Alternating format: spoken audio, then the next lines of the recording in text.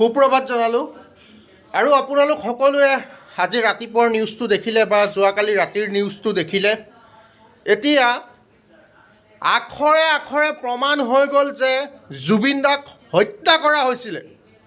এইকেইটা বেপাৰীকেইটাক আজি যেনেদৰে এটা আমাৰ সম্পদ শেষ কৰাৰ পিছত যেনেদৰে জেলত ৰখাই থৈ দিছে, ইহঁতক তদন্ত কৰি আছে।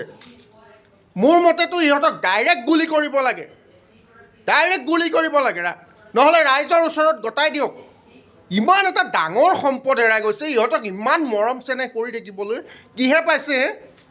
কি হৈছে ইহঁতক ইমান মৰম কৰিবলৈ? মানে ইহঁতে ইমান ভাল কাম কৰিছে নেকি? এতিয়া মই এটাই বিচাৰোঁ, চালা কেনেকৈ আছোঁ এইকেইদিন, জুবিন দা হোৱাৰ পৰা কেনেকৈ আছোঁ সেইটো মই অনুভৱ কৰিছোঁ, অসমৰ ৰাইজে অনুভৱ কৰিছে। কিন্তু মোৰ সহ্য হৈ থকা নাই যে এইকেইটাক যে এনেকৈ বান্ধি থৈ দিছে, বুলেট প্ৰুফ গাড়ীত আনি লৈ পেলাই এনেকৈ জেলৰ ভিতৰত থৈ দিছে যে।